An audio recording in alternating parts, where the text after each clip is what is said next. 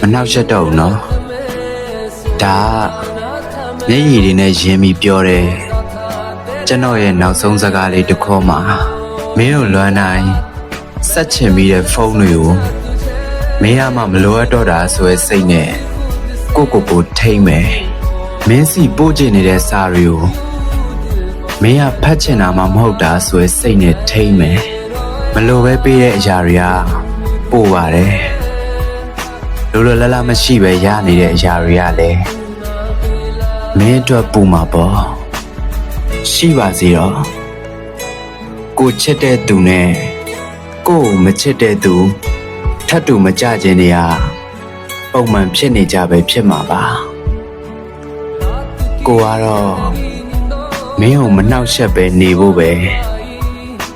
ရွှေ့ပါတယ်